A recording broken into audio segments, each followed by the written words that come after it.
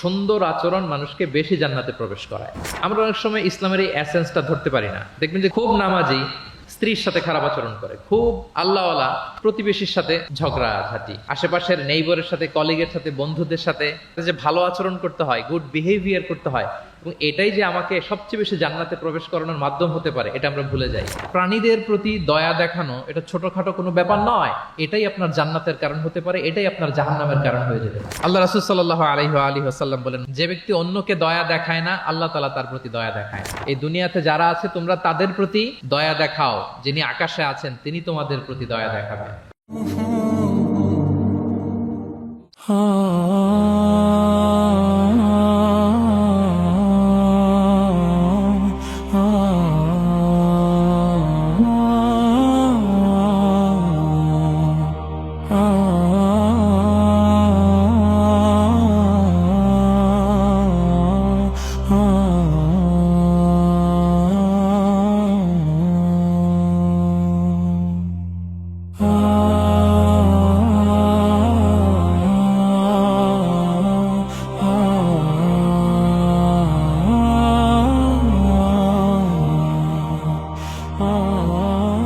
আসসালামু আলাইকুম ওয়া রাহমাতুল্লাহি ওয়া বারাকাতুহু।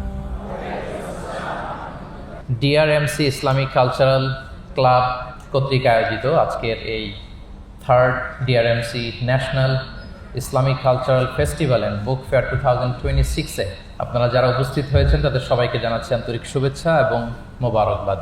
আমরা শুরুতে আল্লাহ রাব্বুল ইজ্জত ওয়াল জালালের দরবারে শুকরিয়া জ্ঞাপন করছি, যিনি আমাদেরকে আজকের এই চমৎকার এই অনন্য আয়োজনে একত্রিত হওয়ার সুযোগ করে দিয়েছেন। এই চমৎকার পরিবেশে আমরা সবাই পড়ছি কালিমাতে শুকর আলহামদুলিল্লাহ।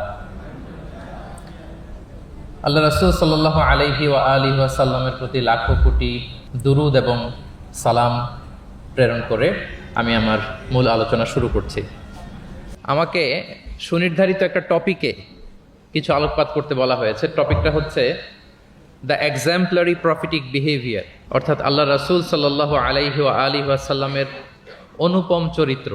ওনার আচরণ কেমন ছিল, আল্লাহ রাসূল সাল্লাল্লাহু আলাইহি সাল্লামের বিহেভিয়ার কেমন ছিল, উনি মানুষের সাথে কেমন করে মিশতেন, কিভাবে ইন্টারেক্ট করতেন, ডিলিং করতেন, এবং সেখান থেকে আমাদের প্রাত্যহিক জীবনে, আমাদের ডে টু ডে লাইফে আমরা আসলে কি শিখতে পারি, সেই বিষয়টা নিয়ে আমরা কিছু আলোকপাত করবো ইনশাআল্লাহ বিইذনিল্লাহ।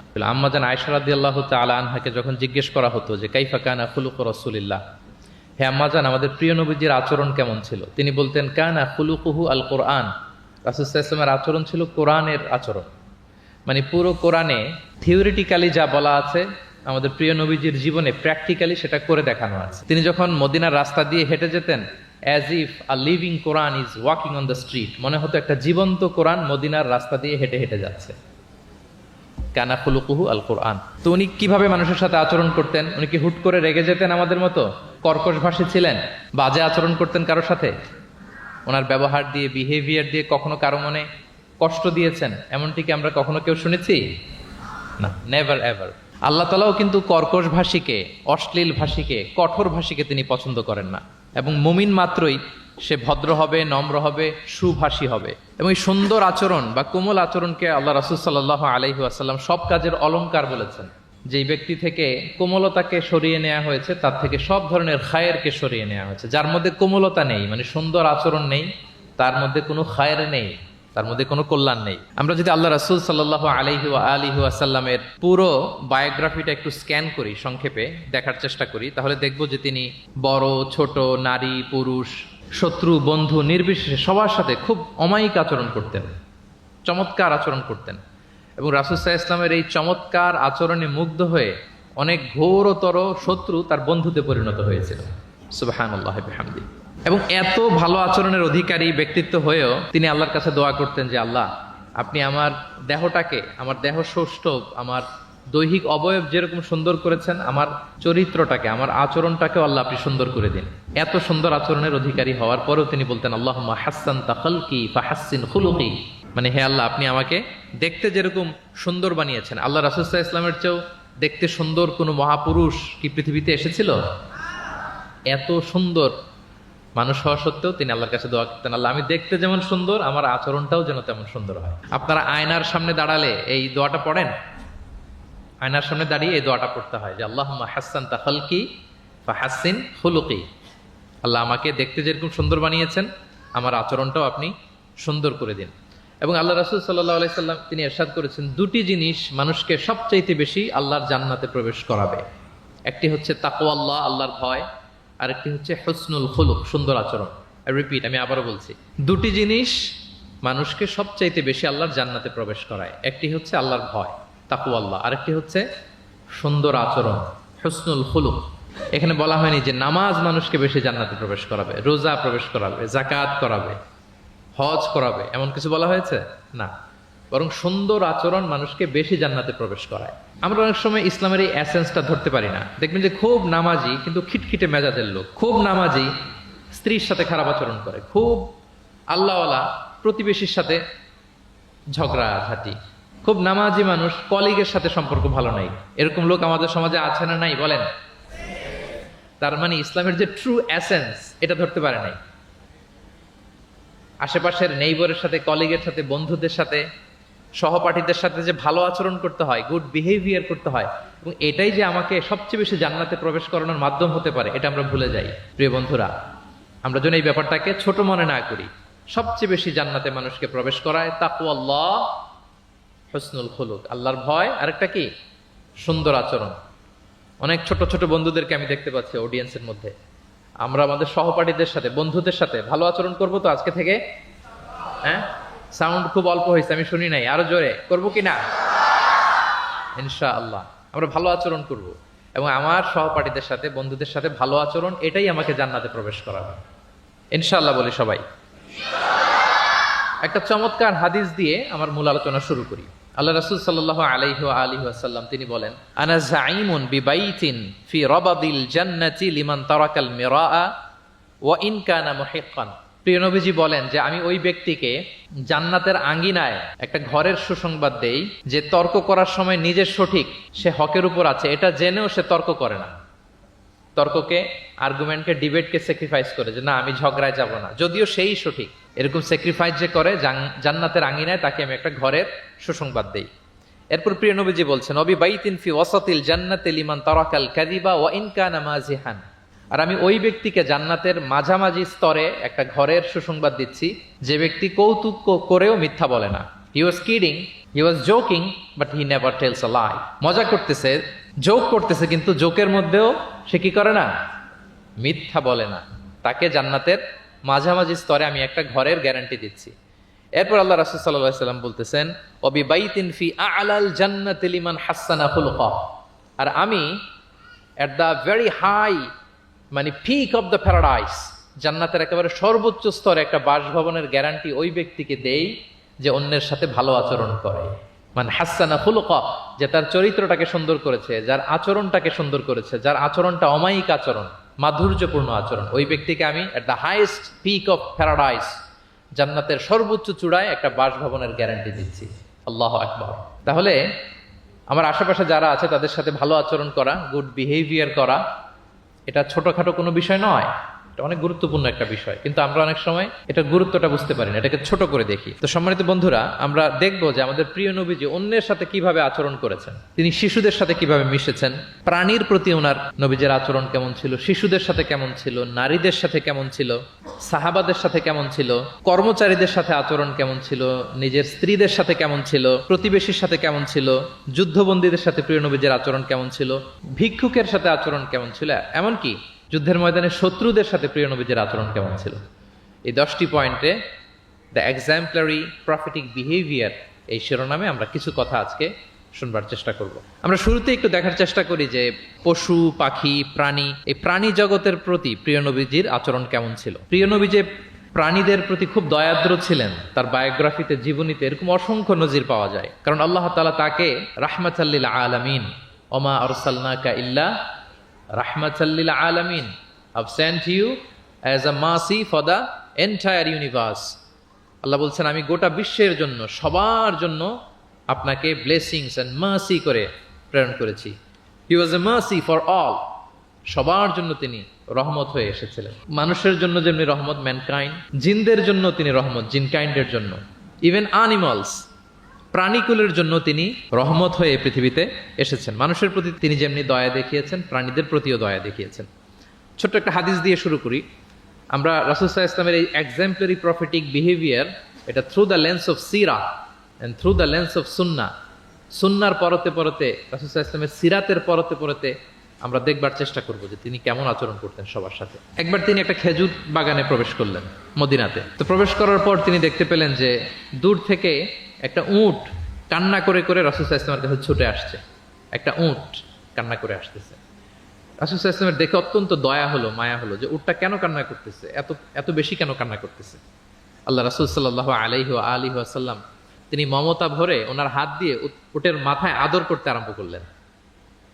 প্রিয় নবীজির এই মমতা মাখা হাত বোলানো পেয়ে উটের কান্না বন্ধ হলো এবং রাসূল সাল্লাল্লাহু আলাইহি ওয়াসাল্লামের কানে কি কি যেন বললো উট, এটা অন্যরা বুঝতে পারছে না। তো এরপর রাসূল সাল্লাল্লাহু আলাইহি ওয়াসাল্লাম খুঁজতে আরম্ভ করলেন যে উটের মালিককে। একজন আনসারী যুবক সাহাবী আসলো।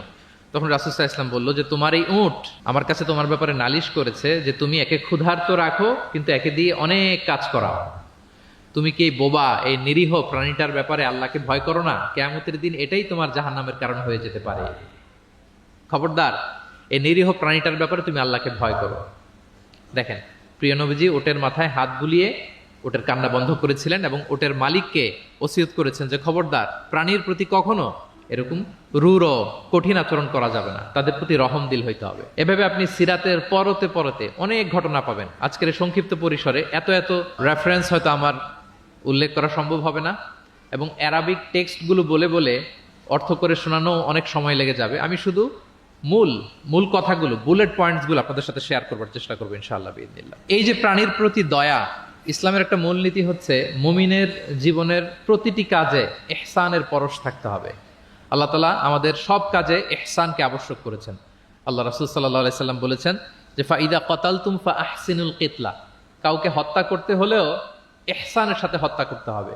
ধরুন যে অপরাধের কারণে আদালত কর্তৃক সাব্যস্ত হলো যে একজন মৃত্যুদণ্ড প্রাপ্ত আসামি, তো তাই বলে কি আপনি যা ইচ্ছা তার সাথে করতে পারবেন? তার নাক কেটে ফেলা, কান কেটে ফেলা, তার অঙ্গহানি করা, এলোপাথারি ছুরিকাঘাত করা করতে পারবেন না। ইদা কাতালতুম ফাআহসিনুল কিতলা, এটাও ইহসানের সাথে করতে হবে। দেখেন, হত্যার মতো একটা কাজ ইহসানের সাথে করতে হবে। ওয়া ইদা যাবাহতুম ফাআহসিনুয যাবহা, প্রিয় নবীজি বলেন তোমরা যখন জবেই করবে, কুরবানি করবে, এখানেও ইহসানের সাথে করবে। আল্লাহু আকবার।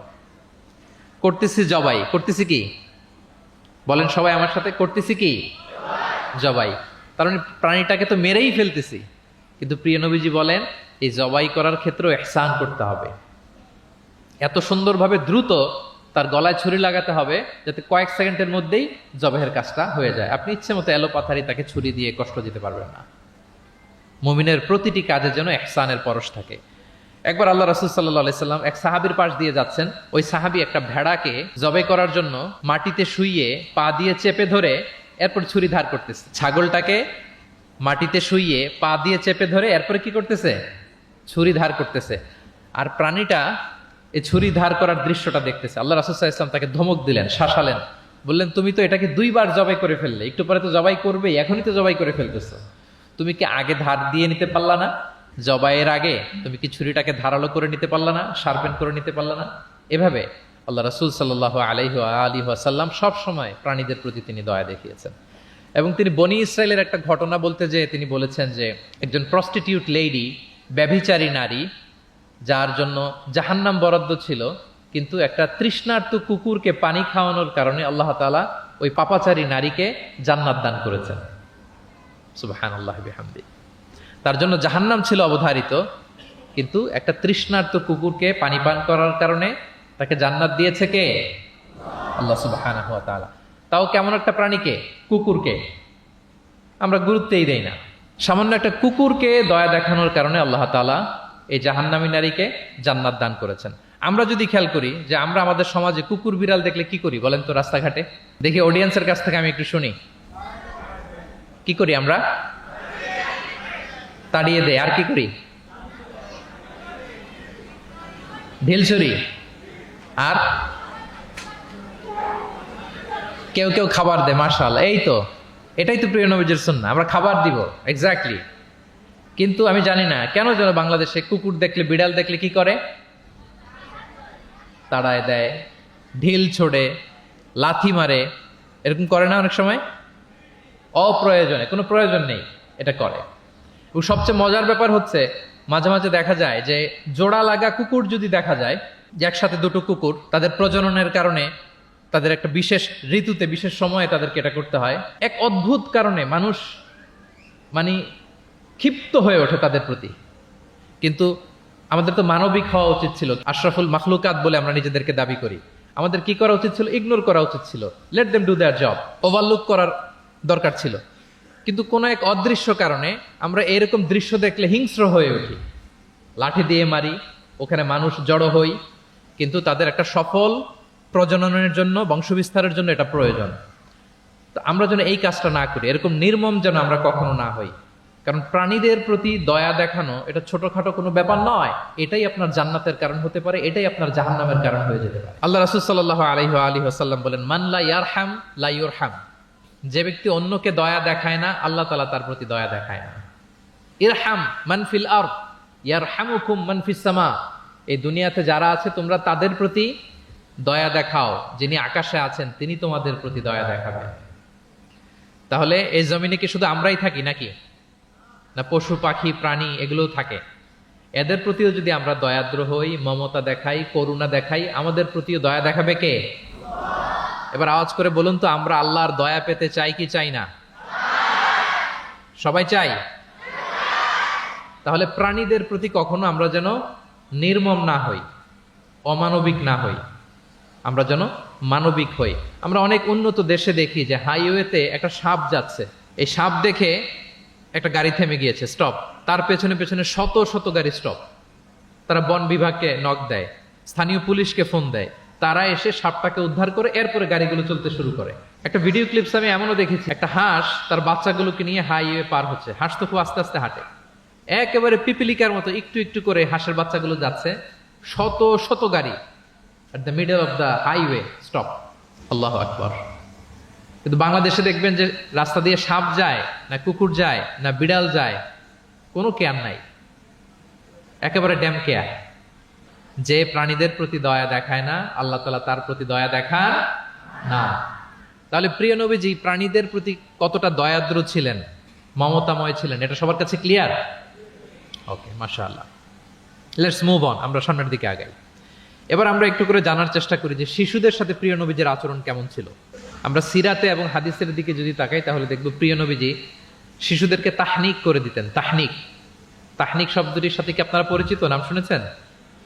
তাহনিক হচ্ছে কোন স্কলারের কাছে দোয়ার জন্য নবজাতক শিশুকে নিয়ে যাওয়া। সে স্কলার খেজুর খেয়ে তার মুখের লালা মিশ্রিত খেজুরের রস দোয়া হিসেবে নবজাতক শিশুর মুখে দিয়ে দিবে, এটাকে বলে তাহনিক। এটাকে কি বলে? আমি করেছি অনেক জায়গায়, অনেক মা বাবা তাদের সন্তানদেরকে নিয়ে এসেছে খেজুর নিয়ে, তা আমরা বিশ্বনবীর সুন্নাহ হিসেবে এটা করে দিয়েছি। আল্লাহ রাসূল সাল্লাল্লাহু আলাইহি সাল্লামের কাছে তাহনিক করতে সাহাবারা আসতো, তিনি শিশুদেরকে পরম মমতায় তাহনিক করে দিতেন।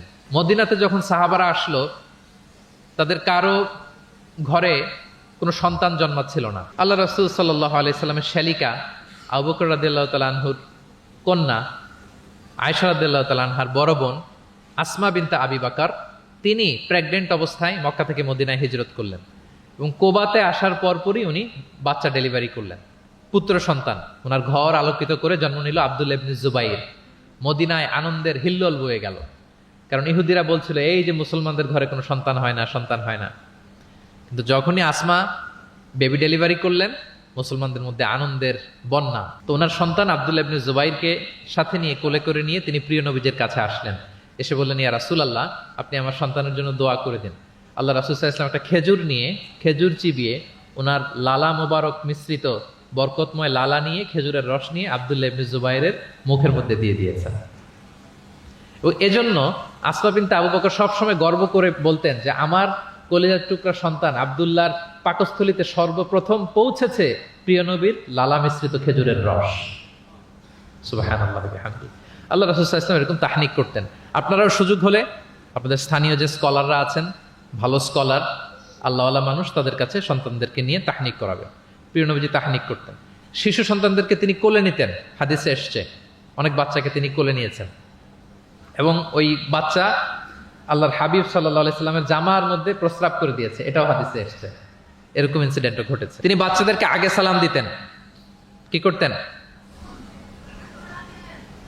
আমরা দেই, এই যে ছোট বাচ্চারা বলতেছে না, ওদের পক্ষে গেছে কথা, এই জন্য কি তোমাদের আব্বু আম্মু তোমাদেরকে আগে সালাম দেয় না? দেয় নাকি দেয় না? তাহলে আমরা আগে সালাম দিব বাচ্চাদের। আমাদের সালাম দেয়া দেখেই তারাও সালামের ব্যাপারে আস্তে আস্তে অভ্যস্ত হবে। প্রিয় নবীজি বাচ্চাদের আগে সালাম দিতেন, গালে হাত বুলিয়ে দিতেন, মাথায় হাত বুলিয়ে দিতেন। হাদিসে এসছে জাবির ইবনে সামুরা একজন সাহাবী, তিনি ওনার শৈশবকালের স্মৃতিচারণ করছেন।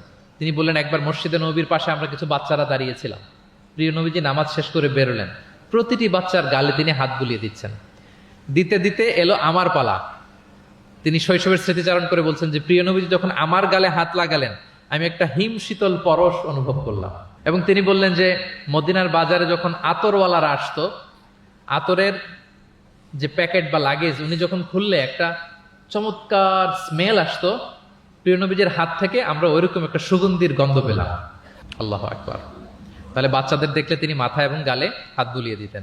তিনি বাচ্চাদেরকে দেখলে চুমু খেতেন, বাচ্চাদের সাথে খুব মজা করতেন, খেলাধুলা করতেন। হাদিসে এসছে ওনার চাচাতো ভাই যারা আছে ছোট ছোট, তাদেরকে তিনি লাইন ধরে দাঁড় করাতেন আর বলতেন, মান সাবাকা ইলাইয়া ফালাহু কাদা ওয়া কাদা। দেখি কে এসে আমাকে আগে ধরতে পারে, যে ফার্স্ট হবে তাকে এটা দিব, যে আগে ধরতে পারবে তাকে এটা দিব। আল্লাহু আকবার। এবং তারাও আনন্দে উৎফুল্ল হয়ে দৌড়াতে দৌড়াতে কেউ প্রিয় নবীজির বুকের উপরে এসে ঝাপটে পড়তো, কেউ কাঁধে উঠতো, কেউ পিঠে উঠতো, এভাবে দৌড়ে বিষ্ণু ইসলামের কাছে তারা আসতেন। এবং মাঝে মাঝে তিনি শিশুদের মধ্যে কোনো ভুলভাল কিছু দেখলে শুধরে দিতেন। ওমর ইবনে আবি সালামা রাদিয়াল্লাহু তাআলা আনহু তিনি বলছেন, আমি যখন ছোট ছিলাম একবার প্রিয় নবীজির কোলে বসা ছিলাম, আমাদের সামনে খাবার দেয়া হলো, তো আমি খাবারের এখান থেকে নেই ওখান থেকে নেই, এদিক সেদিক থেকে খাবার নিচ্ছি। আল্লাহ রাসূল সাল্লাল্লাহু আলাইহি ওয়াসাল্লাম আমাকে বললেন, ইয়া গোলাম, হে বৎস, সাম্মিল্লাহ, তুমি বিসমিল্লাহ বলো। তাহলে খাওয়ার শুরুতে আমরা কি বলবো? ওয়া কুল বিয়ামিনিক, এবং ডান হাতে খাও। কোন হাতে? কোন হাতে? ডান হাতে। আচ্ছা। ওয়াকুল বিয়ামিনিক ওয়াকুল মিম্মা ইয়ালিক, আর তোমার সামনে যেটা আছে ওখান থেকে খাও। ডানে বায়ে সামনে পিছনে এদিক থেকে ছোটাছুটি করে টানাটানি করো না। তিনি বলেন যে বিশ্বনবী যখন আমাকে এই গাইডলাইন দিলেন, তারপর থেকে আজীবন আমি এই সিস্টেমেই খেয়েছি, আজীবন এই সিস্টেমেই খেয়েছি। তাহলে এটিকেটস অফ হ্যাভিং ফুড, খাবারের যে এটিকেটস রাসূল সাল্লাল্লাহু আলাইহি ওয়াসাল্লাম বাচ্চাকে শিখিয়ে দিলেন। আরেক হাদিসে এসছে সাদাকার খেজুর স্তূপ করা ছিল মদিনায়, জাকাতের খেজুর। হঠাৎ ওনার নাতি, আল্লাহ রাসূল সাল্লাল্লাহু আলাইহি ওয়াসাল্লামের নাতি হাসান রাদিয়াল্লাহু তাআলা আনহু জাকাতের খেজুর একটা নিয়ে খাওয়া শুরু করলেন। ছোট মানুষ, কোনটা জাকাতের খেজুর আর কোনটা খাওয়া যাবে এটা তো উনি বুঝতেন না। ছোট্ট মানুষ জাকাতের খেজুর খাওয়া শুরু করলেন। দূর থেকে প্রিয় নবীজি দেখে দৌড়ে গেলেন, দৌড়ে মুখ থেকে টেনে খেজুরটা বের করলেন। হাদিসে এসেছে প্রিয় নবীজি বলতে আরম্ভ করলেন, ইরমি বিহা কিখ কিখ। এটা একটা আরবিক এক্সপ্রেশন। কিখ কিখ মানে আমরা বাংলায় যেটা বলি ওয়াক, থু থু, থু মেরে ফেলে দাও। হাসান রাদিয়াল্লাহু তাআলা আনহু তিনি বললেন যে নানা ভাই, থু মেরে ফেলে দাও। আল্লাহ তাআলা, তুমি কি জানো না, আন্না লা নাআকুলু সাদাকা, আমরা হাশিমি খানদান, আমরা কখনো সাদাকার কিছু খেতে পারবো না।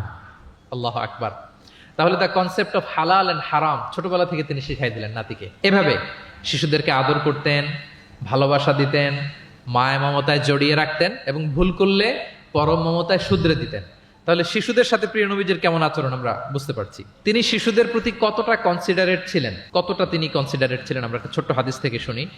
একবার তিনি কোন এক নামাজে দীর্ঘ লম্বা সিজদা করে দিলেন, দীর্ঘ লম্বা, এত লম্বা সিজদা কখনো তিনি করেন না। নামাজ শেষে সাহাবারা জিজ্ঞেস করলেন, ইয়া রাসূলুল্লাহ, আপনি কি সিজদার মধ্যে অসুস্থ হয়ে গেলেন নাকি, অথবা কোরআনের আয়াত নাজিল হলো নাকি? এত দীর্ঘ সিজদা তো ফরজ নামাজে কখনো করতে দেখি না। রাসূল সাল্লাল্লাহু আলাইহি ওয়াসাল্লাম বললেন, কুল্লু যালিকা লাম ইয়াকুন, না একটাও না, ওহিও নাজিল হয়নি, অসুস্থও হয়নি। এবং আমি যখন সিজদায় ছিলাম, আমার নাতি খেলতে খেলতে আমার কাঁধের উপরে চড়ে বসেছে। এখন আমি যদি সিজদা থেকে মাথা উঠাই, তার খেলা তো ইন্টারাপ্ট হয়ে যাবে। এজন্য যতক্ষণ সে মাথার উপরে পিঠের উপরে বসে বসে খেলছিল, আমি সিজদায় লুটিয়ে পড়ে সিজদাটাকে লম্বা করে দিয়েছি। সূক্ষ্ম বিবেচনা বোধ ছিল প্রিয় নবীজির, এবং শিশুদের প্রতি তিনি কতটা কনসিডারেট ছিলেন, এটা ছিল প্রিয় নবীজির শিশুদের সাথে আচরণ। তাহলে প্রাণীদের সাথে তিনি কেমন ছিলেন আমরা জানলাম, শিশুদের সাথে কেমন ছিলেন আমরা জানলাম। এবার আমরা দেখি যে নারীদের সাথে প্রিয় নবীজির আচরণ কেমন ছিল। তিনি নারীদেরকে অত্যন্ত সম্মান করতেন। কি করতেন? সম্মান। তিনি বলতেন আদ দুনিয়া কুল্লুহা মাতা ওয়া খায়রু মাতা'আদ দুনিয়া আল মারআ সালিহা। পৃথিবীর সব কিছু যা দেখা যায় সব সম্পদ, কিন্তু এর মধ্যে সবচেয়ে দামি সম্পদ হচ্ছে নেককার নারী। কারণ তাদের পেট থেকেই পৃথিবীর সব ভালো মানুষ, মহাপুরুষরা এসেছে, আল্লাহর ওয়ালিরা এসেছে, নবীরা এসেছে। নবীরা কাদের পেট থেকে এসেছে বলেন? নবীরা মায়েদের পেট থেকে এসেছে না?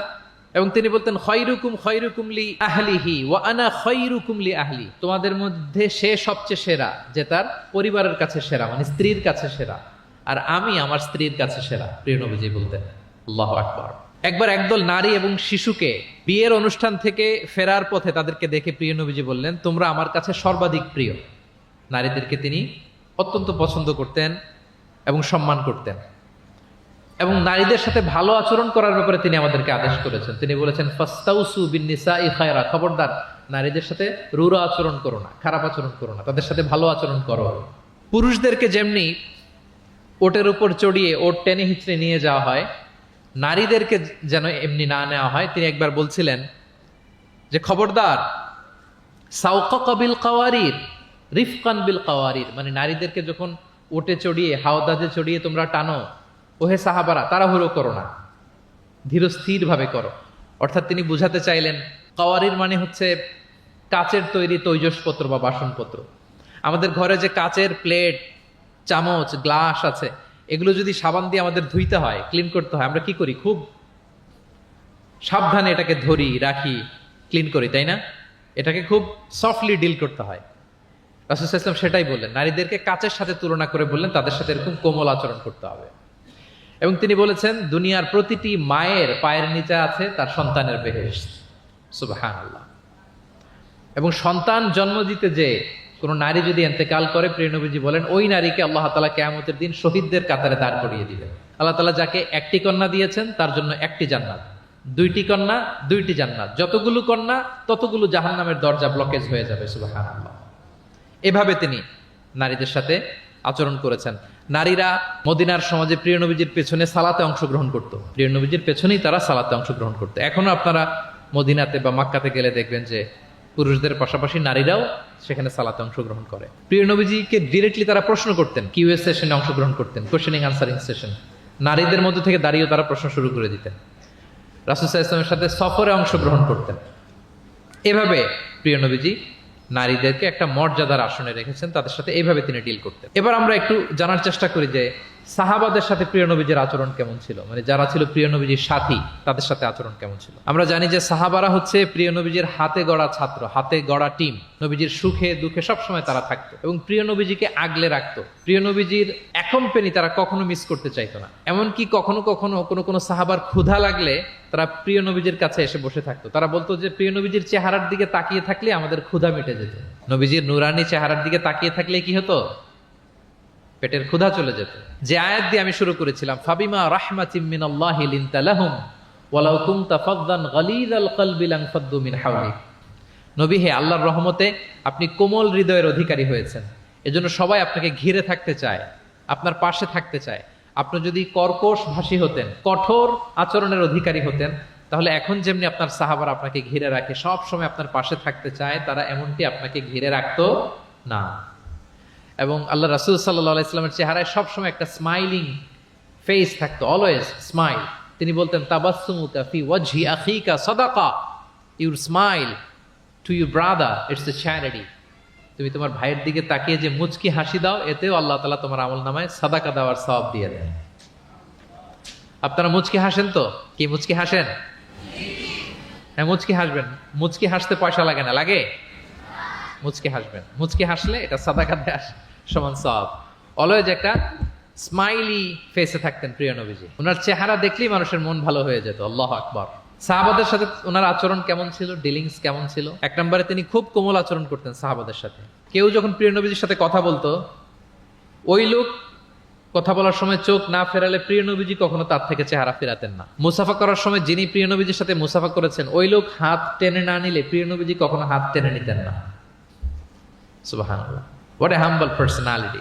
তিনি সাহাবাদের প্রতি এতটাই কোমল ছিলেন, একটা ছোট্ট হাদিস থেকে আমরা একটু বোঝার চেষ্টা করি। তিনি সাহাবাদের নিয়ে বসা ছিলেন, এক বেদুইন এসে মসজিদে নববীতে 2 রাকাত নামাজ পড়লো।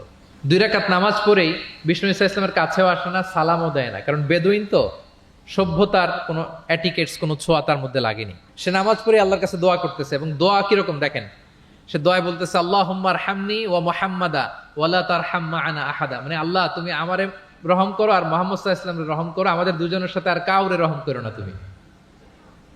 বেদুইন, তার মধ্যে এটিকেটস অফ দোয়া, দোয়ার যে একটা আদব আছে এটা তার জানা নাই। সে বলে আল্লাহ আমাকে মাফ করো, মুহাম্মদ সাল্লাল্লাহু আলাইহি ওয়াসাল্লামকে মাফ করো, আর কাউকে না। তো দূর থেকে রাসূল সাল্লাল্লাহু আলাইহি ওয়াসাল্লাম দেখে হেসে বললেন, হায়রে, একটা প্রশস্ত ব্যাপারকে সে সংকীর্ণ বানায় ফেললো। কারণ আল্লাহর দরবারে কি রহমের কোনো কমতি আছে? সবাই বলুন তো আওয়াজ করে, আল্লাহর দরবারে রহমতের কোনো কমতি ঘাটতি আছে? কোনো কমতি নাই, কোনো ঘাটতি নাই। তো সে তো দোয়াতে আমাদের সবাইকে ইনক্লুড করলেও পারতো। যাই হোক, নামাজ পড়ে দোয়া করে এবার মসজিদে নববীর মাঝখানে পেশাব করতে আরম্ভ করলো। কোথায়? মসজিদের মাঝখানে। সাহাবার তো রেগে মেগে আগুন, তাকে ধরতে যাবে, মারতে যাবে। রাসূল সাল্লাল্লাহু আলাইহি ওয়াসাল্লাম বললেন দাউ, রাখো, বোঝান আলোকটা করতে দাও, করে ফেললো। এবার প্রিয় নবীজি বললেন হারিকু আলা বাউলিহি সাজলান মিন মা। তখনকার মসজিদে নববী তো বালুর ফ্লোর ছিল, জানেন আপনারা? আমাদের এখনকার মসজিদ তো এই যেরকম পাকা টাইলস করা, কার্পেটিং, আরো কত কি, কিন্তু তখনকার মসজিদে নববী ছিল কিসের? ফ্লোরটা বালুর। রাসূল সাল্লাল্লাহু আলাইহি ওয়াসাল্লাম বললেন যে বালুর মধ্যে যেহেতু পেশাব করে দিছে, 1 বালতি পানি ঢেলে দাও। 1 বালতি পানি ঢেলে দেয়া হলো। আর সাহাবাদেরকে তিনি শান্ত হতে বললেন যে থামো, তার প্রতি আগ্রাসী হয়েও না, কারণ ফাইন্নামা বুইসতুম মুয়াসসিরিন, তোমরা সহজপন্থী হয়ে প্রেরিত হয়েছো, ওয়ালাম তুবআসু মুআসসিরিন, তোমরা কট্টরপন্থী হয়ে প্রেরিত হও নাই। আল্লাহু আকবার। তিনি বুঝালেন যে এই উম্মাত হবে সহজপন্থী, কট্টরপন্থী নয়। যে কোনো জিনিসকে খুব সিম্পলি ডিল করতে হবে। এবার তিনি ওই বেদুনকে ডেকে পাঠালেন, বললেন আচ্ছা, তুমি যে মসজিদের ভেতরে তোমার উট ঢুকালে এবং মাঝখানে পেশাব করে দিলে, তুমি কি জানো এটা এই কমিউনিটির ইবাদতগাহ, এই মদিনার সোসাইটির এটা একটা মসজিদ।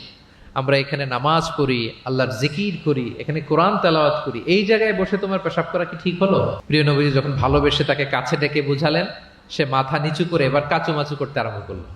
সে লজ্জিত হয়ে প্রিয় নবীজির কাছে ক্ষমা চাইবে। সুবহানাল্লাহ বিহামদিহি। তাহলে তিনি সাহাবাদের প্রতি কতটা কোমল আচরণের অধিকারী ছিলেন, এই হাদিস থেকে আমরা বুঝতে পারলাম। তিনি সাহাবাদের জন্য দোয়া করতেন, প্রাণ ভরে দোয়া করতেন।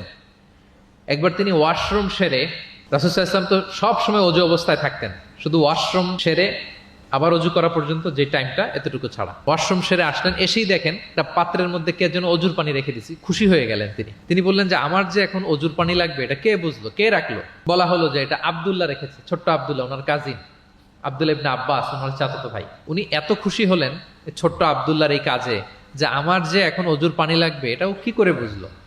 উনি এত খুশি হলেন, খুশি হয়ে তার জন্য একটা দোয়া করলেন।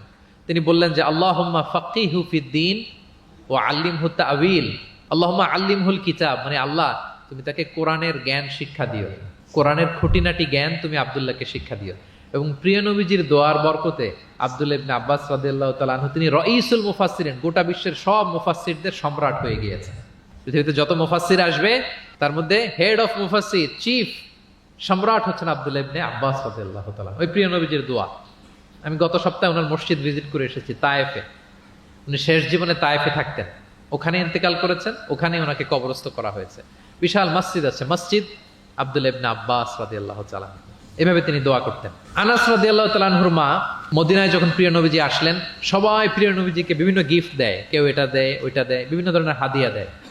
তো উম্মে সুলাইম, গরিব মানুষ, উনি এসে বলেন ইয়া রাসূলুল্লাহ, সবাই আপনার সাথে দেখা করে কিছু না কিছু হাদিয়া দেয়, আমার তো হাদিয়া দেওয়ার কোনো সামর্থ্য নাই, আমি কি দিব আপনাকে? আমার এই ছোট্ট ছেলেটাকেই আপনার আমি হাদিয়া দিয়ে দিলাম। ছেলেটার নাম হচ্ছে আনাস। কি নাম? আনাস রাদিয়াল্লাহু তাআলা। প্রিয় নবীজির খাদেম, কর্মচারী ছিলেন। তো বললেন ইয়া রাসূলুল্লাহ, আপনি রেখে দেন, আমার কলিজার টুকরা আনাসই হচ্ছে আমার পক্ষ থেকে আপনার জন্য গিফট, আপনি তার জন্য একটু দোয়া করেন। তো তিনি দোয়া করতে আরম্ভ করলেন, আল্লাহুম্মা আকসির মালা ওয়া ওয়ালাদা, আল্লাহ আপনি আনাসের সম্পদ বাড়ায় দেন, আল্লাহ আপনি আনাসের সন্তান বাড়ায় দেন।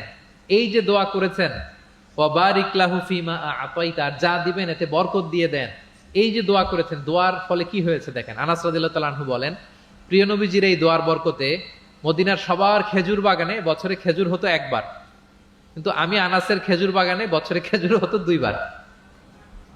আর ওনার সর্বসাকুল্যে 80 জন সন্তান ছিল। 80 জন। কয়জন? যেহেতু অনেকগুলো ফ্যামিলি ছিল ওনাদের।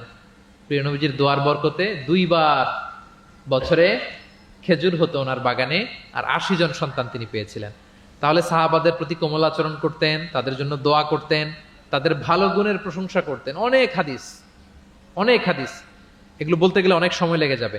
একটা বিখ্যাত হাদিস আপনারা জুমার সময়, জুমার খুতবার সময় প্রায় শোনেন, আরহামু উম্মতি বি উম্মতি আবু বকর। শোনেন?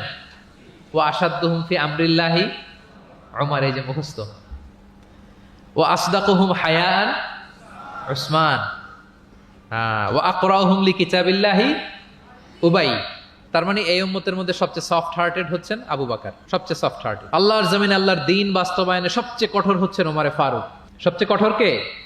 ওমরে ফারুক। সবচেয়ে লজ্জাশীল সাহাবী হচ্ছেন উসমান। এভাবে তিনি অ্যাপ্রিশিয়েট করতেন।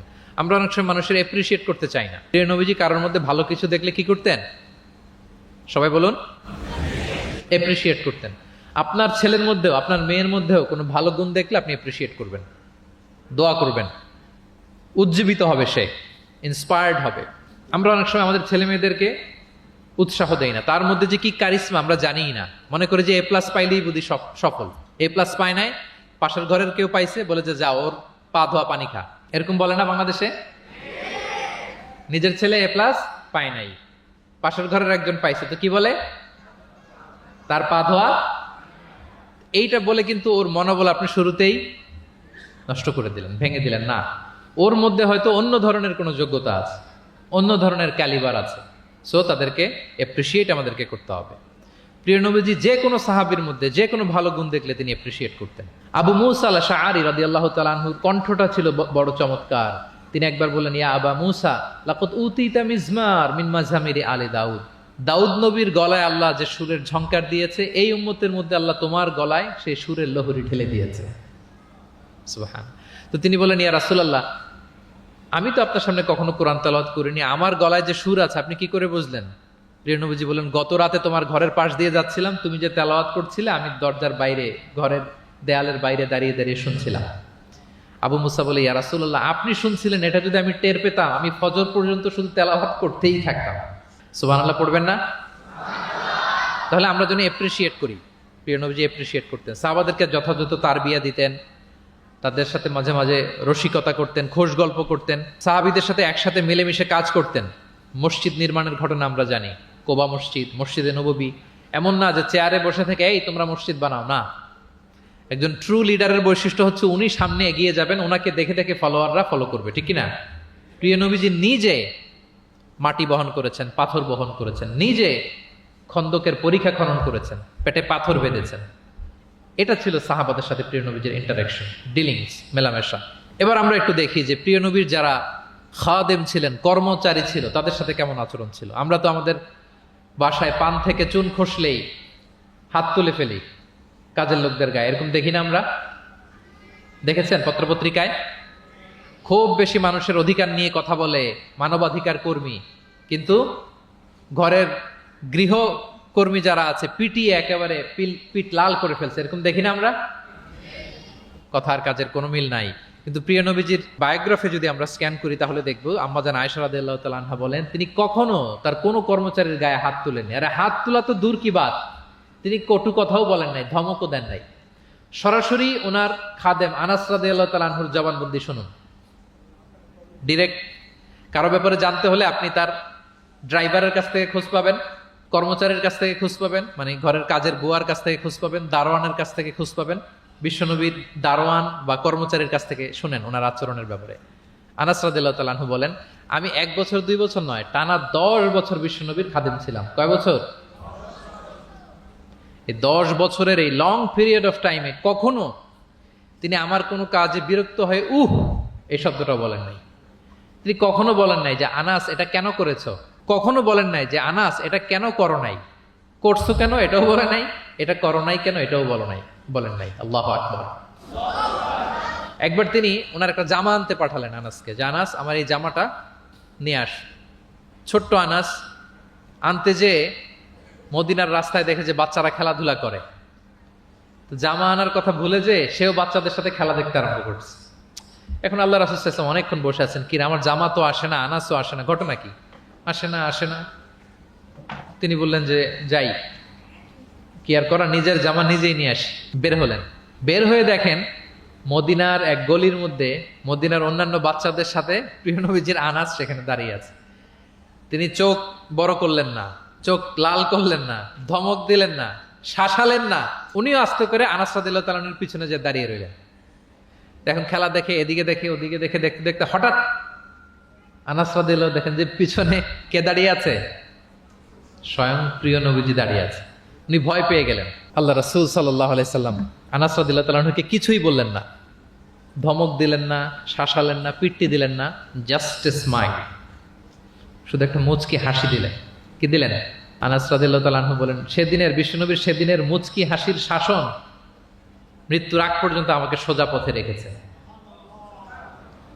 তাহলে প্রিয় বন্ধুরা, শাসন করতে জানলে বেদ দিয়ে শাসন করতে হয় না, গায়ে হাত তুলতে হয় না, ধমকাতে হয় না। শাসন করতে জানলে সামান্য একটা মুচকি হাসি দিয়ে শাসন করা যায়, ঠিক কিনা বলেন?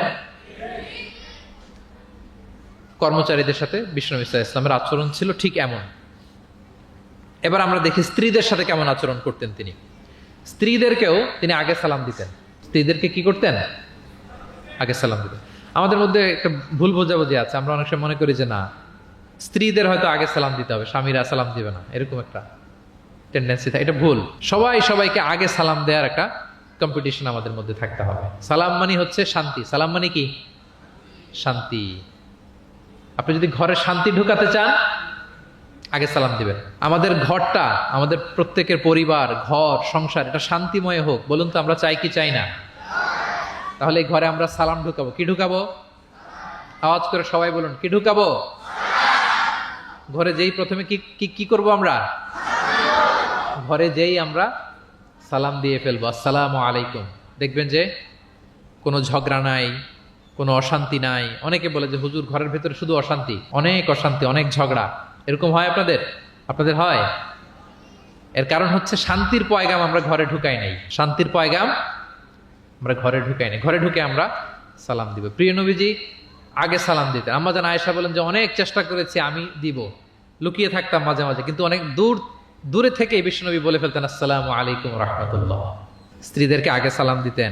মসজিদ থেকে, নামাজ থেকে বের হয়ে স্ত্রীদেরকে ঘর পর্যন্ত পৌঁছে দিতেন। ঘরের ছোটখাটো কাজে তিনি সহায়তা করতেন।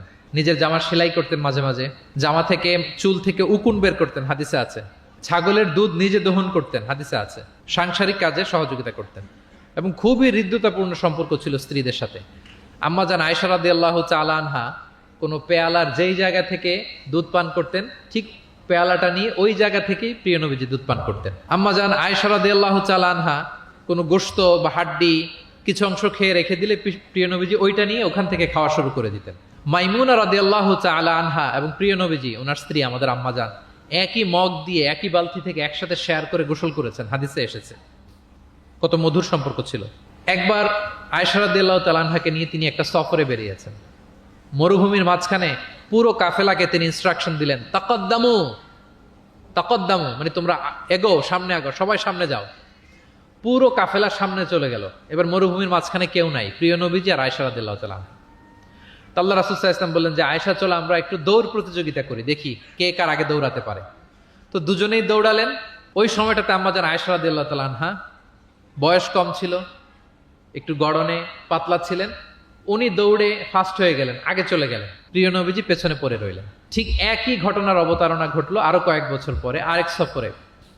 আবারও প্রিয় নবীজি সবাইকে বললেন, তাকাদ্দামু, মানে পুরো কাফেলা সামনে যাও। কাফেলা আবার সামনে চলে গেল। মাঝ রাতে প্রিয় নবীজি আবার আম্মা জান আয়েশাকে বললেন যে আয়েশা, চলো আজকেও আমরা একটু দৌড় প্রতিযোগিতা করি। কিন্তু কয়েক বছরের ব্যবধানে আম্মা জান আয়েশা রাদিয়াল্লাহু তাআলা আনহা তখন একটু হেলদি হয়ে গেছেন, আগের মতো আর জোরসে দৌড়াতে পারছেন না। ওই দিন প্রিয় নবীজি আম্মা জান আয়েশাকে পেছনে ফেলে তিনি সামনে চলে গেলেন। আম্মা জান আয়েশা রাদিয়াল্লাহু তাআলা আনহা পেছনে পড়ে রইলেন। তো প্রিয় নবীজি আয়েশা রাদিয়াল্লাহু তাআলা আনহাকে বলেন, ইয়া আয়েশা হাযিহি বিতিলকা সাবকা, ওই যে বছর কয়েক আগে তুমি আমাকে হারায় দিছিলে, আজকে তোমাকে হারায় দিলাম। 3-4 বছর আগে তুমি হয়ে গেছিলা চ্যাম্পিয়ন, আমাকে হারাই দিছো, আজকে ওটার শোধবাদ করে নিলাম, সমান সমান হয়ে গেল।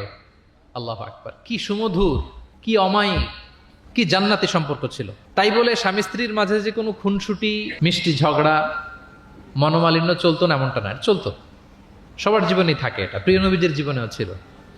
তো তখন আল্লাহ রাসূল সাল্লাল্লাহু আলাইহি ওয়াসাল্লাম বলতেন, আয়েশা ইন্নী লা আ'লাম ইযা কুনতি আন্নী রাদিয়া ও ইযা কুনতি আলাইয়া গাদবা। আয়েশা, আমি কিন্তু টের পাই কখন তুমি আমার প্রতি খুশি আর কখন তুমি আমার উপর রেগে আছো, আমি কিন্তু বুঝে ফেলি। তা আম্মাজান বলেন যে আপনি কি করে বোঝেন? তা রাসূল সাল্লাল্লাহু আলাইহি ওয়াসাল্লাম বললেন, যখন তুমি আমার উপর রেগে থাকো তখন দোয়া করার সময় তুমি বলো রব্বি ইব্রাহিম, মানে হে ইব্রাহিমের রব আপনি আমাদেরকে ক্ষমা করেন, হে মুসার রব আপনি আমাদেরকে ক্ষমা করেন। আর যখন তুমি আমার উপর খুশি থাকো তখন দোয়ার সময় তুমি বলো রব্বি মোহাম্মদ, হে মোহাম্মদের রব আপনি আমাদেরকে ক্ষমা করেন, হে মোহাম্মদের রব আপনি আমাদের উপর দয়া করেন। মানে তুমি যখন রেগে থাকো তুমি ইচ্ছে করে আমার নামটা মুখে নিতে চাও না, আমি কিন্তু বুঝে ফেলি। আম্মা জান আয়েশা বলেন, ইয়া রাসূলুল্লাহ মা আহজুরু ইল্লা ইসমাক, আমি তো শুধু আপনার নামটাই বাদ দেই, মুখ থেকেই বাদ দেই, কিন্তু আমার হৃদয় থেকে তো কখনোই আপনাকে সরাতে পারি না, হৃদয়ে সবসময় আপনি থাকেন ইয়া রাসূলুল্লাহ। তাহলে প্রিয় বন্ধুরা, স্ত্রীদের সাথে, ওনার তো অনেকগুলো স্ত্রী ছিল, এই স্ত্রীদের সাথে ওনার কেমন আচরণ ছিল আমরা বুঝতে পারলাম। এবার আমরা একটু দেখি যে প্রতিবেশীদের সাথে প্রিয় নবীজির আচরণ কেমন ছিল। আল্লাহ রাসূল সাল্লাল্লাহু আলাইহি ওয়াসাল্লাম সবসময় প্রতিবেশীদের সাথে অত্যন্ত ভালো আচরণ করতেন। তিনি বলতেন, মান কানা ইউমিনু বিল্লাহি ওয়াল ইয়াউমিল আখির ফালইউকরিম জারাহ, যে আল্লাহ বিশ্বাস করে এবং আখিরাতে বিশ্বাস করে সে যেন প্রতিবেশীর সাথে ভালো আচরণ করে, প্রতিবেশীকে যেন সম্মান করে। এবং আবু যার গিফারি রাদিয়াল্লাহু তাআলা আনহুকে তিনি বলতেন যে, আবু যার তুমি যদি মারাক রান্না করো, মানে ঝোল, আমরা নেহারি খাই না গরুর পায়া দিয়ে, গরুর পায়া দিয়ে যে ঝোল রান্না করে এটাকে কি বলেন আপনারা? নেহারি। তো তিনি বললেন যে আবু যার যখন নেহারি রান্না করবে, ঝোল জাতীয় কিছু রান্না করবে, পানি একটু বেশি দিও যাতে তোমার প্রতিবেশীর সাথে তুমি শেয়ার করতে পারো। প্রতিবেশীর ব্যাপারে কতটা কনসার্ন ছিলেন তিনি। এবং তিনি বলতেন, লাইসাল মুমিন আল্লাযী ইয়াশবা ওয়া জারুহু জাইউন ইলা যামবি, সে ব্যক্তি মুমিন নয় যে নিজে পেট পুরে খায় কিন্তু তার প্রতিবেশীরা অভুক্ত থাকে, না খেয়ে থাকে, সে ব্যক্তি কখনো প্রকৃত মুমিন হতে পারে না। এবং মজার ব্যাপার হচ্ছে, ভালো আচরণের জন্য, সদাচরণের জন্য প্রতিবেশী মুসলিম হওয়া আবশ্যক নয়। আই রিপিট, আমি আবারও বলছি, ব্যাপারটা এমন না যে আমার মুসলিম প্রতিবেশী ভালো আচরণ করব, আমার হয়তো বৌদ্ধ প্রতিবেশী বা হিন্দু প্রতিবেশী, এজন্য ওদের সাথে আমি ভালো আচরণ করব না। ব্যাপারটা কি এমন না? নেইবরের ক্ষেত্রে মুসলিম হোক অমুসলিম হোক, প্রতিবেশী হলেই তার সাথে আমাদের ভালো আচরণ করতে হবে। বিশ্বনবীর এক ইহুদি প্রতিবেশী ছিল, ইহুদি। তো সেই প্রতিবেশীর ছোট্ট একটা ইহুদি সন্তান ছিল, প্রায় বিশ্বনবীর কাছে এসে প্রিয় নবীজির টুকিটাকি কাজ করে দিতেন। তো হঠাৎ অনেক দিন হয়ে গেল ইহুদি ছেলেটা আসে না, তার কোনো দেখা নেই। প্রিয় নবীজি ভাবলেন হয়তো কোনো সমস্যা হয়েছে, তাকে দেখে আসে। তার বাড়িতে যেয়ে দেখলেন যে ছেলে বড্ড অসুস্থ, প্রচন্ড অসুস্থ হয়ে কাতরাচ্ছে, বিছানায় শুয়ে আছে। রাসূল সাল্লাল্লাহু আলাইহি ওয়াসাল্লাম তার পাশে বসলেন, তার মাথায় হাত বুলিয়ে দিলেন এবং ইহুদি ছেলেটার দিকে তাকিয়ে বললেন, আসলিম, অর্থাৎ তুমি ইসলাম ধর্ম গ্রহণ করো। দেখেন প্রিয় নবীজির স্ট্র্যাটেজি, দেখেন এই ছেলের সাথে অনেক দেখা হয়েছে, প্রিয় নবীজির বাসায় এসেছে, কাজ করে দিয়েছে, কিন্তু এই ইহুদির বাচ্চাটাকে কখনো দিনের দাওয়াত তিনি দেন নাই। কেন? কারণ তিনি একটা ভালো সময়ের অপেক্ষা করতেছিলেন। তিনি দেখলেন যে this is the right time to give দাওয়া, এখনই সুন্দর সময়, কারণ সে অসুস্থ অবস্থা, একের মুমূর্ষ কাতর, এখন দাওয়াত দিলে এটা কাজে লাগবে। তিনি বললেন, আসলিম, ইসলাম ধর্ম গ্রহণ করো। তো পাশেই তার ইহুদি বাবা দাঁড়িয়েছিল। ফানাযারা ইলা ওয়াজহি আবি, এটা বলার সাথে সাথে ইহুদি ছেলেটা বাবার দিকে তাকালো যে দেখি বাবা কি বলে। তার বাবা, ইহুদি বাবা বলতে আরম্ভ করলো, আতি আবুল কাসেম, মানে আবুল কাসেম যা বলে তুমি তাই শোনো। প্রিয় নবীজির প্রথম সন্তান হচ্ছে কাসিম। আমাদের দেশে হয় না যে বড় মেয়ের নাম ধরেন যে সুমাইয়া, তো বলে যায় সুমাইয়ার বাবা, সুমাইয়ার বাবা বলে না? বা ধরেন যে ছেলের নাম, বড় ছেলে আব্দুল্লাহ, বলে যায় আব্দুল্লাহর বাবা কোথায়? তো আরবেও এই প্রচলনটা ছিল। রাসূল সাল্লাল্লাহু আলাইহি ওয়াসাল্লামের প্রথম সন্তানের নাম ছিল কাসিম, তো ফলে ওনাকে ডাকা হতো কাসিমের বাবা তখন পর্যন্ত, আবুল কাসিম, আবুল কাসিম। ইহুদি বলে, ছেলেটাকে বলে আতি আবুল কাসেম, মানে আবুল কাসেম যা বলে তাই শোনো। এবার রাসূল সাল্লাল্লাহু আলাইহি ওয়াসাল্লাম দেখলেন যে এখনই তো সুযোগ, তিনি পড়তে আরম্ভ করলেন যে তুমি আমার সাথে সাথে পড়ো। এবার ছেলেটা পড়তে আরম্ভ করলো, আশহাদু আল্লাহ ইলাহা ইল্লাল্লাহ ওয়া আশহাদু আন্না মুহাম্মাদান আবদুহু ওয়া রাসূলুহু। রাসূল সাল্লাল্লাহু আলাইহি ওয়াসাল্লাম বের হয়ে আসলেন আর পড়তে আরম্ভ করলেন, আলহামদুলিল্লাহিল্লাযী আনকাযাহু মিনান নার, প্রশংসা সে আল্লাহর যে আল্লাহ তাআলা যে কিছুক্ষণ আগে জাহান্নামের পথযাত্রী ছিল তাকে এই শাহাদাতের মাধ্যমে মুহূর্তেই জান্নাতি বানিয়ে দিলেন। মুহূর্তেই এই ইহুদি ছেলেটাকে জান্নাতে বানিয়ে দিল কে? দেখেন প্রতিবেশীর সাথে প্রিয় নবীজির কেমন আচরণ, সবসময় প্রতিবেশীর খোঁজ রাখতেন। তো আমরা আমাদের আশেপাশে যারা আছে একটু যেন খোঁজ রাখি। এখন তো এই যে অ্যাপার্টমেন্ট কালচারে কে প্রতিবেশী, কার দরজা খোলা, কে কোন দিকে থাকে আমরা জানিই না। কিন্তু সুযোগ হলে আমার আশেপাশে যারা আছে আমরা যেন একটু খোঁজ রাখি, সুস্থ আছে কিনা, তাদের কোনো ধরনের সমস্যা হচ্ছে কিনা, কোনোভাবে আমি তাদের কাজে লাগতে পারি কিনা, ফিনান্সিয়ালি সাপোর্ট অথবা পরামর্শ দিয়ে হলেও আমরা যেন তাদেরকে সাপোর্ট করি। তাহলে প্রতিবেশীর সাথে প্রিয় নবীজির বিহেভিয়ার কেমন ছিল আমরা জেনে গেলাম। এবার আমরা জানবো যুদ্ধবন্দীদের সাথে প্রিয় নবীজির কেমন আচরণ ছিল। পিওডাব্লিউ, প্রিজনার অফ ওয়ার। আমরা তো আবু গারিব কারাবারের কথা শুনেছি, আবু গারিব শুনেছি না? গুয়ান্তানামো বে, আয়নাঘর, এটা তো সবাই শুনেছি। আয়নাঘরের নাম শোনেন নাই? কি ধরনের নির্যাতন হয়েছে সেখানে, যারা বেরিয়ে আসছে তাদের কথা যখন আমরা শুনেছি আমাদের গা শিউরে উঠেছে। যুগে যুগে যুদ্ধবন্দীদের সাথে মানুষ কেমন আচরণ করত। আয়নাঘরেরা তো আর যুদ্ধবন্দী না, তো এদেশের স্বাধীন নাগরিকদের উপর জুলুম করা হয়েছে, অপারেশন চালানো হয়েছে। তো যুদ্ধবন্দীদের সাথে প্রিয় নবীজির আচরণ কেমন ছিল আমরা যদি একটু দেখি, কম্পেয়ার টু এই আবু গারিব, গুয়ান্তানামো বে, এই সমস্ত আয়নাঘরের যে ইনসিডেন্ট আমাদের সামনে আছে, এটাকে একটু সামনে রেখে যদি দেখি যে যুদ্ধে যদি কেউ বন্দী হতো প্রিয় নবীজির হাতে, উনি কি আচরণ করতেন। আমরা যদি বদরের যুদ্ধ শেষে যারা বন্দী হয়েছে তাদের ঘটনা দেখি, দেখবো যে প্রিয় নবীজি সাহাবীদের মাঝে তাদেরকে ভাগ করে দিয়েছেন এবং সব সাহাবীদেরকে এই যুদ্ধবন্দীদের সাথে ভালো আচরণের নির্দেশ দিয়েছেন। সাহাবারাও এই নির্দেশনা অক্ষরে অক্ষরে পালন করেছে। তারা তুলনামূলক কম দামি খাবারটা খেয়ে যুদ্ধবন্দীদেরকে দামি খাবারটা খাইয়েছে। সুবহানাল্লাহ। একটা ছোট্ট ঘটনা শেয়ার করলে বুঝতে পারবেন যে প্রিয় নবীজি যুদ্ধবন্দীদের সাথে কেমন আচরণ করতেন। সুমামা ইবনে উসাল রাদিয়াল্লাহু তাআলা আনহু, উনি ইয়ামামার অধিবাসী ছিলেন। আল্লাহ রাসূল সাল্লাল্লাহু আলাইহি সাল্লামকে অ্যাসাসিনেট করার জন্য, মানে গোপনে হত্যার জন্য তিনি মদিনায় এসে সাহাবীদের হাতে ধরা পড়েন। সাহাবীরা ওনাকে মসজিদে নববীর পিলারের সাথে রশি দিয়ে বেঁধে রাখেন এবং প্রিয় নবীজির কাছে তথ্যটি পৌঁছান যে ইয়া রাসূলুল্লাহ আপনাকে হত্যা করতে এসেছিল, আমরা তাকে ধরেছি, মসজিদে নববীর পিলারে বেঁধেছি। রাসূল সাল্লাল্লাহু আলাইহি ওয়াসাল্লাম তার কাছে গেলেন, তার খোঁজ খবর নিলেন, ইসলামের বিভিন্ন সুন্দর সুন্দর কথা, দ্য বিউটি অফ ইসলাম তার সামনে তুলে ধরলেন এবং সাহাবাদেরকে বললেন যে তাকে ভালো ভালো খাবার দাও। বাড়িতে এসে বললেন রুটি বানাও, জব দিয়ে রুটি বানিয়ে সুমামার জন্য পাঠাও। সুমামা প্রথমে রুটি খেলো। এরপরের দিন এক সাহাবীকে বললেন যে তুমি ওটের দুধ দহন করে গরম গরম দুধ তার জন্য নিয়ে যাও। এরপরের দিন সে দুধ খেলো। এভাবে প্রিয় নবীজি প্রতিদিন তার সাথে দেখা করেন এবং ইসলামের সুন্দর সুন্দর কথাগুলো তাকে শোনান। সুমামা তো অবাক যে তোমরা যুদ্ধবন্দীদের সাথে এমন আচরণ করো। সুমামা রীতিমতো অবাক যে জামাই আদর চলতেছে টানা 3 দিন। আর রাসূল সাল্লাল্লাহু আলাইহি ওয়াসাল্লামের কাছে যখন ইসলামের বিভিন্ন বিষয়গুলো সে শুনতে শুনতে অবাক হয়ে ইসলামের প্রতি তিনি আকৃষ্ট হতে লাগলেন। টানা 3 দিন তাকে যখন প্রিয় নবীজি দাওয়াত দিলেন, আপ্যায়ন করলেন, 3 দিন পরে প্রিয় নবীজি সাহাবীদেরকে বললেন যাও এবার মসজিদে নববীর ওখানে যে সুমামার দেহ থেকে রশিটা খুলে দাও। সাহাবারা বললেন ইয়া রাসূলুল্লাহ সে ভয়ঙ্কর খুনি, সে অত্যন্ত ভয়ঙ্কর, আপনি তাকে চিনেন না। প্রিয় নবীজি বললেন আমি যা বললাম তাই করো, যাও তার রশিটা খুলে দাও। সাহাবারা যে এবার সুমামার রশিটা খুলে দিল। সুমামা তখন মসজিদ থেকে বের হয়ে মসজিদে নববীর পাশে একটা কুয়া ছিল, ওই কুয়ার ওখানে যে গোসল করলেন, গোসল করে অজু করে আসলেন। এসে মসজিদে নববীর সামনে দাঁড়িয়ে সাক্ষ্য দিলেন আশহাদু আল্লাহ ইলাহা ইল্লাল্লাহ ওয়া আশহাদু আন্না মুহাম্মাদান আবদুহু ওয়া রাসূলুহু। এবার তিনি বললেন হে আল্লাহ রাসূল, আমি সাক্ষ্য দিচ্ছি আল্লাহ ছাড়া কোনো ইলাহ নেই এবং আপনি আল্লাহর প্রেরিত রাসূল। তিনি বললেন হে মুহাম্মদ, এতদিন আপনার চাইতে কোনো অপ্রিয় চেহারা আমার কাছে ছিল না, সবচেয়ে অপছন্দ করতাম আপনাকে, কিন্তু এই মুহূর্তে থেকে আপনার চাইতে কোনো প্রিয় ব্যক্তিত্ব আমার জীবনে আর নাই। হে মুহাম্মদ, মদিনার চাইতে নিকৃষ্ট কোনো স্থান আমার কাছে ছিল না, কিন্তু আজ থেকে মদিনার চাইতে পবিত্র কোনো জায়গা আমার কলিজায় নাই। হে মুহাম্মদ, আজ পর্যন্ত ইসলামের চাইতে অপছন্দনীয় কোনো ধর্ম আমার কাছে ছিল না, কিন্তু এই মুহূর্ত থেকে ইসলামের চাইতে কোনো প্রিয় ধর্ম আমার কাছে না। আল্লাহু আকবার, আল্লাহু আকবার।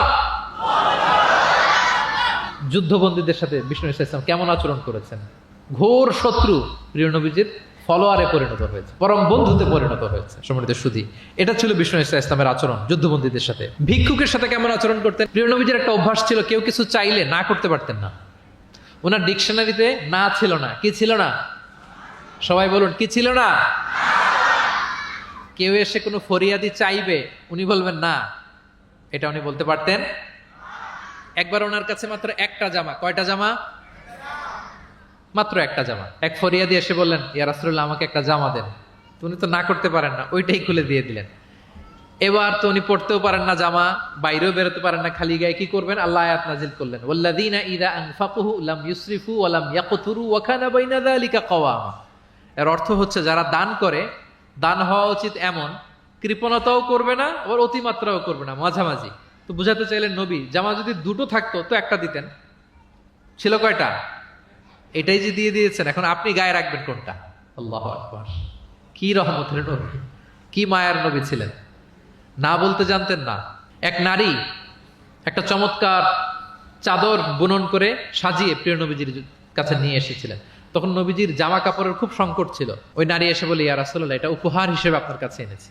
প্রিয় নবীজি খুব খুশি হয়ে এটা গায়ে জড়ালেন, কারণ তখন জামা ছিল না খুব একটা। তো এই সুন্দর জামা দেখে এক সাহাবী এসে বলে, ইয়া রাসূলুল্লাহ, এই জামাটা আমাকে দেন। কি বলে? অন্য সাহাবারা রেগে গেলেন, এটা তুমি কাজটা ভালো করলে না, তুমি জানো যে নবীজির কাছে এখন জামা নেই, এটাই তুমি চাইলা। তখন প্রিয় নবীজি তো না করতে পারে না, ওই জামাটাই গা থেকে খুলে দিয়ে দিলেন। তো ওই সাহাবী বলে, তোমরা কি জানো আমি কেন চেয়েছি? কারণ এই জামাটা নবীজির গায়ে লেগেছে, আমি চাই এই জামা দিয়ে আমার কাফন দেয়া হবে। এবং ঠিকই ওই সাহাবীকে এই জামা দিয়ে কাফন দেয়া হয়েছিল।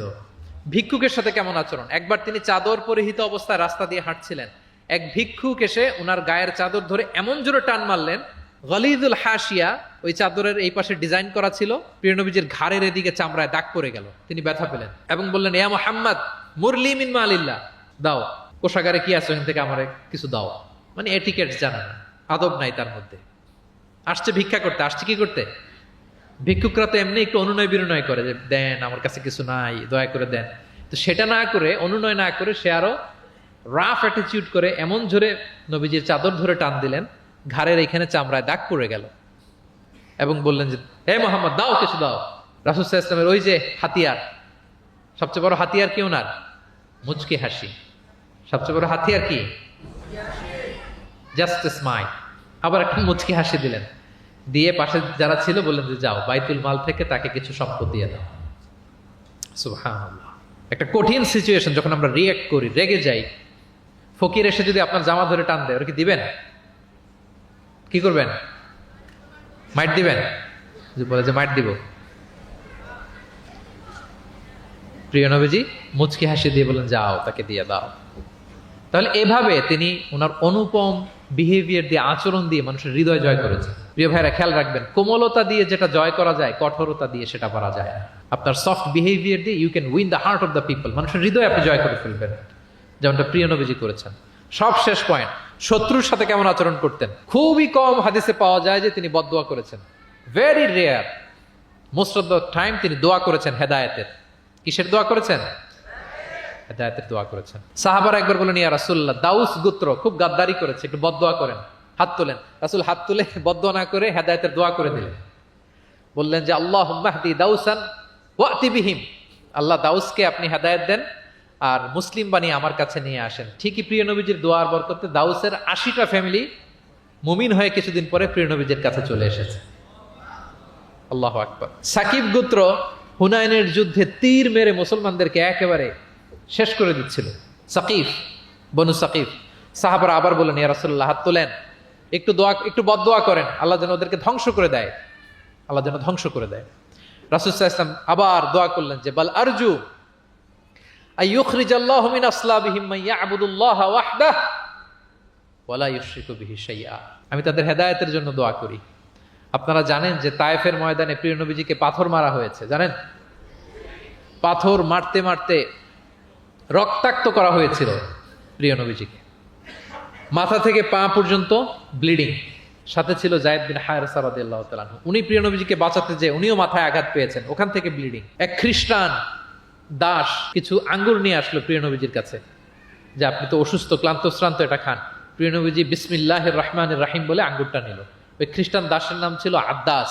প্রিয় নবীজি যখন বললেন বিসমিল্লাহ, আদ্দাস বলে যে বিসমিল্লাহ, এটা আবার কোন শব্দ? এই তায়েফে আমি এতদিন ধরে আছি, কেউ তো খাবারের আগে বিসমিল্লাহ বলে না। মান আনতা, আপনি কে? তো প্রিয় নবীজি বলেন, ওমান আনতা, তুমি কে? তো আদ্দাস বলে, আমি ক্রিশ্চিয়ান স্লেভ, আমি একজন খ্রিস্টান দাস। তো রাসূল সাল্লাল্লাহু আলাইহি ওয়াসাল্লাম বললেন, তোমার বাড়ি কই? বলে যে মিন আহলি নিনাবি, আমার বাড়ি ইরাক। তো রাসূল সাল্লাল্লাহু আলাইহি ওয়াসাল্লাম বললেন, যেখানে ইউনুস নবীর বাড়ি। এবার খ্রিস্টান আরো অবাক যে আপনি ইউনুস নবীকেও চিনেন? রাসূল সাল্লাল্লাহু আলাইহি ওয়াসাল্লাম বললেন, আরে চিনবো না মানে, ইউনুস তো আমার ভাই, সেও নবী আর আমিও নবী। ইউনুস যে নবী ছিল আলাইহিস সালাম, এই নবুয়তির ধারাবাহিকতার এই চেইনটাকে পূর্ণতা দিতে আল্লাহ তাআলা আমাকে পাঠিয়েছেন, খাতামুন নবিয়্যিন, seal of the all prophets. আদ্দাস অবাক হয়ে গেল।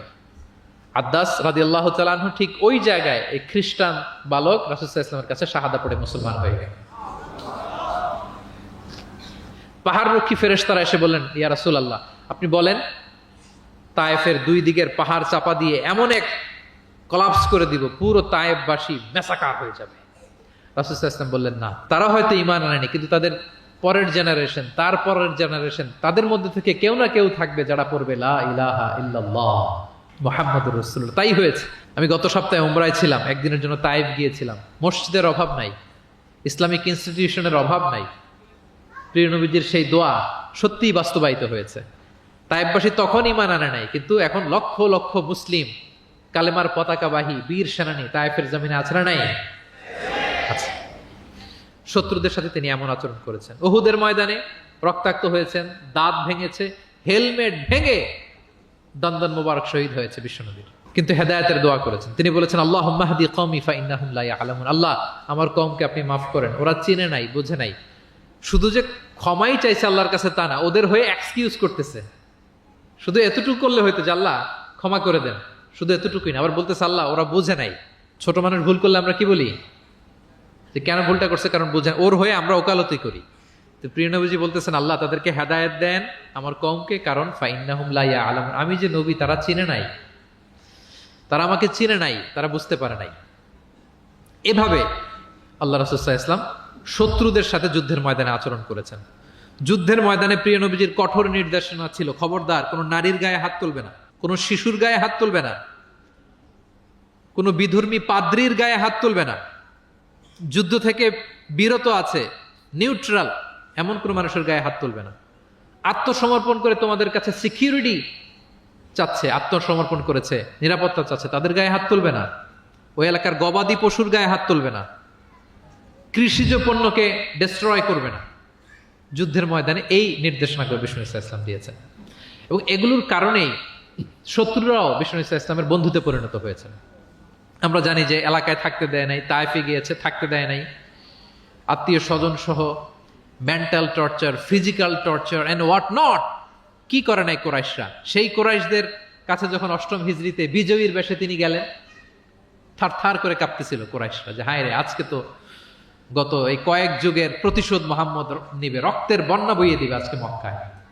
কিন্তু সবার দিকে তাকিয়ে বিশ্বনবী কি বললেন? লা তাসরিবা আলাইকুমুল ইয়াউম ইযহাবু ফাআনতুমুত তালাকা, যাও, আজকে ক্ষমা করে দিলাম। ভাই ভাইয়ের সাথে যে আচরণ করবে, আজকে আমি তোমাদের সাথে ওই আচরণ করব। সুবহানাল্লাহ। This was the character and behavior of the last messenger Muhammad sallallahu alayhi wasallam. সম্মানিত সুধী, তাহলে আমরা যেটা বুঝলাম, কোমল আচরণ দিয়ে আপনি যা অর্জন করতে পারবেন, কঠোর আচরণ দিয়ে, রূঢ় আচরণ দিয়ে, খারাপ ব্যবহার দিয়ে পারবেন? সবাই বলেন তো পারবেন? ব্যক্তি তার সুন্দর আচরণ দিয়ে খুব সহজেই অন্যের মাঝে প্রভাব বিস্তার করতে পারে। আমরা দেখেছি যে প্রিয় নবী শিশুদের সাথে, নারীদের সাথে, বন্ধুর সাথে, শত্রুর সাথে অমায়িক আচরণ করেছেন। এক্সাম্পলারি বিহেভিয়ার, অমায়িক আচরণ। আমরা যেন সেই আচরণের অধিকারী হতে পারি, আমরা যেন সেই ব্যবহারের অধিকারী হতে পারি। প্রিয় নবীজি যেমনি তার কোমল আচরণ দিয়ে, মার্জিত, পরিশীলিত, অমায়িক, মাধুর্যপূর্ণ আচরণ দিয়ে মানব মণ্ডলীর হৃদয় জয় করেছেন, আমরাও যেন আমাদের আচরণকে সেভাবে পরিশীলিত করতে পারি। আল্লাহ তাআলা আমাদের সবাইকে কথাগুলো বোঝার ও আমল করার তৌফিক দান করুন। হাযা মা ইনদি ওয়াল ইলমু ইনদাল্লাহি আলাইহি তাওয়াক্কালতু ওয়া ইলাইহি উনীব। ওয়াসসালামু আলাইকুম ওয়া রাহমাতুল্লাহি ওয়া বারাকাতুহু।